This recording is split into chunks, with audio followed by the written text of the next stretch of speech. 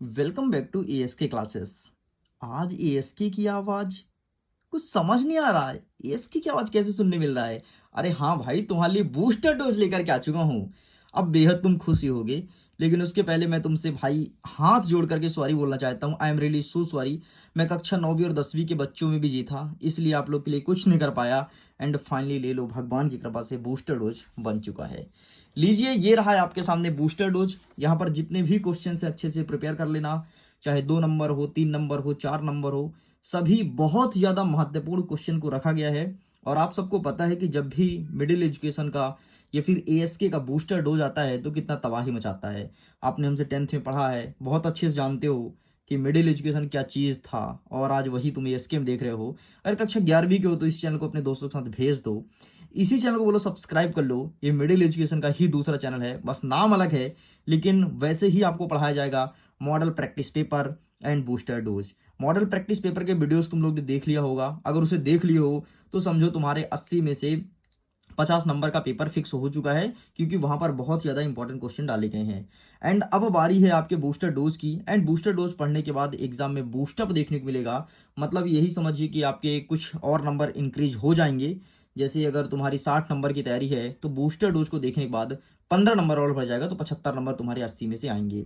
और अगर तुम्हारे 80 नंबर की 80 में तैयारी है तो बूस्टर डोज ये हेल्प करेगा कि आपको क्वेश्चन को गेस करने बताएगा कि हाँ ये क्वेश्चंस आ सकते हैं। तो देख लीजिए आपसे कितने क्वेश्चंस तैयार हो चुके हैं। जो नहीं है उसको कर लेना, और जो हो चुके हैं तो देन बेहतर है। सबसे पहले आपको देखना है उत्पादन किसे कहते हैं। इसका सीधे डेफिनेशन देखने को मिलेगा, वो भी 2 नंबर का। ठीक है। नेक्स्ट, वितरण किसे कहते हैं, ये क्वेश्चन देखने को मिलेगा। एनएसएसओ के मुख्य कार्य क्या है। ठीक है, 100% आएगा, क्योंकि एनएसएसओ मस्ट इंपॉर्टेंट है। ठीक है। एक और है सीएसएसओ, लेकिन ये एग्जाम में नहीं आता, एनएसएसओ आता है। ठीक, नहीं सीएसओ बस है, एसएस नहीं है, सीएसओ है, लेकिन वो नहीं आता। एनएसएसओ बहुत ज्यादा इंपॉर्टेंट, इसे अच्छे से पढ़ लेना। ठीक है। प्रतिचय त्रुटि क्या है, इसे देख लेना भाई। प्रतिचयन त्रुटि क्या कहलाती है। एंड गुणात्मक और मात्रात्मक में अंतर, और गुणात्मक और मात्रात्मक को अलग से परिभाषित भी करने के लिए कुछ जगह पूछा जा सकता है, उसी भी अच्छे से प्रिपेयर करना है। ठीक है। अब देखो, अच्छी प्रश्नावली क्या होती है, इसके गुण। देख, एक चीज ध्यान से देख लो, अच्छी प्रश्नावली के गुण, दोष, और अच्छी प्रश्नावली कैसे बनाते हैं उसकी विधियां। इन 3 चीजों को दिमाग में बैठा लेना। 100% सभी जिले में देखने को मिलेगा। 100% बोल दिया मतलब अच्छे से करना है। ठीक है। आगे देखते हैं, प्राथमिक और द्वितीयक में अंतर। तो क्या है, प्राथमिक क्षेत्र और द्वितीयक क्षेत्र में अंतर। ठीक है, पूरा नहीं लिखा है, प्राथमिक द्वितीयक में अंतर बस लिख दिया। तो प्राथमिक क्षेत्र और द्वितीयक क्षेत्र में अंतर ये पूछा जाएगा। नेक्स्ट कहता है, अच्छी सारणी के लिए आवश्यक तत्व कौन सा है। अगर तुमको अच्छी सारणी प्रिपेयर करनी है तो उसके लिए कौन कौन से टर्म्स इंपॉर्टेंट होते हैं, वो चीज तुम्हारे एग्जाम में देखने को मिलेगा।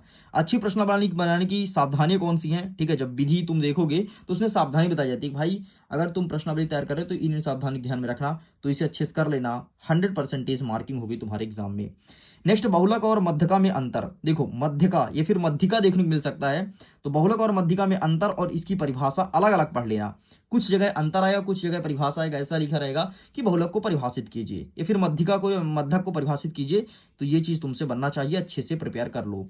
आगे बढ़ते हैं, समांतर माध्य की विशेषताएं क्या है। ठीक है, विशेषता पूछेगा तो विशेषता केवल आपको 4 लिखना है, वो भी पॉइंटों में नंबर डाल के 1 2 3 4 4 लिखना, और 4 ही अच्छे से प्रिपेयर कर लो। नेक्स्ट कहता है कि मध्यक ज्ञात करने वाला सवाल। ठीक है, मध्यक ज्ञात करने वाला सवाल मतलब एक है कि फॉर्मूले पर एक सवाल को हल करना पड़ेगा जिसमें मध्यक फाइंड करने के लिए बोलेगा। ठीक है, तो वो एक सवाल देख लेना, सवाल कौन सा रहा ये फिक्स नहीं हो पाया है, या फिर मैंने गेस उसे नहीं कर पाया है, तो प्लीज उसे अच्छे से देख लेना। प्रमाप विचलन क्या है भाई, इसे अच्छे से प्रिपेयर करना है। आगे बढ़ते हैं, तो लॉरेंज वक्र क्या है। ठीक है, वह इसका उपयोग कहाँ कहाँ इसका यूज करते हैं, लॉरेंज वक्र का अच्छे से करके ही जाना है। नेक्स्ट कहता है कि आत्मनिर्भरता या आधुनिकरण, इसको दोनों परिभाषित करना है कि आत्मनिर्भरता क्या है और आधुनिकरण क्या है, दोनों को अच्छे से प्रिपेयर कर लेना। अलग अलग देखने को मिलेगा, कॉमा लगा है। ठीक है, मतलब ये दोनों इंपॉर्टेंट है। नेक्स्ट कहता है कि अर्थव्यवस्था के 3 क्षेत्र कौन कौन से, प्राथमिक द्वितीयक और तृतीयक, तीनों क्षेत्र का कौन कौन से योगदान है। 100% मार्किंग होगी, देख लेना ध्यान से। ठीक है, जैसे इसको मैं बताया ना अच्छी प्रश्न वाली, वैसे ये भी 100% मार्किंग हो रही है। नेक्स्ट, जीडीपी क्या है, 100% मार्किंग होगी, अच्छे से देख लेना, चाहे कोई भी स्कूल हो, कोई भी जिला हो। ठीक है, ब्रिटिश सरकार के टाइम पे भारतीय इकोनॉमी मतलब भारतीय अर्थव्यवस्था कैसी थी, इस पे एक प्रश्न देखने को मिलेगा।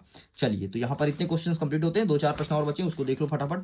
एलपीजी, एलपीजी का मतलब होता है निजीकरण, उदारीकरण एंड वैश्वीकरण। ये अलग अलग आएगा कि निजीकरण से आप क्या समझते हैं, उदारीकरण से आप क्या समझते हैं, वैश्वीकरण से आप क्या समझते हैं, अलग अलग जिले में देखने को मिलेगा अलग अलग, ठीक है, इसलिए मैं सब लिख दिया हूँ सारे जिले के बच्चे के लिए, तो यहाँ से आप देख सकते हो। नेक्स्ट कहता है कि मौसमी बेरोजगारी व आदर्श बेरोजगारी क्या होता है। मौसमी बेरोजगारी जब मौसम पर लोगों को रोजगार मिलता है बाकी रोजगार छीन जाता है उसे कहते हैं मौसमी बेरोजगारी, तो ये करना है। और आदर्श बेरोजगारी मतलब ऐसी बेरोजगारी जो किसी को दिखाई नहीं देती उसे कहते हैं आदर्श बेरोजगारी, ये आपको अच्छे से करना है। नेक्स्ट, जैविक खेती के लाभ और हानि बताओ, क्या होता है जैविक खेती, इसके क्या क्या लाभ है और क्या क्या हानियां हैं, ये चीज तुमको प्रिपेयर करना है। एंड बेरोजगारी के 4 प्रकार बताओ, 4 प्रकार डिफाइन करना, जैसे मौसमी हो गया, आदर्श हो गया, ऐसे ही आपको शिक्षित बेरोजगारी भी है एक, ठीक है, उसे 4 बेरोजगारी को आपको पढ़ना है और 4 बेरोजगारी तुम्हारे एग्जाम में आएगा। नेक्स्ट कहता है कि बेरोजगारी दूर करने के उपाय कौन कौन से हैं, कौन कौन से उपाय अपनाए जा सकते हैं वर्तमान में बेरोजगारी जिससे दूर हो सके।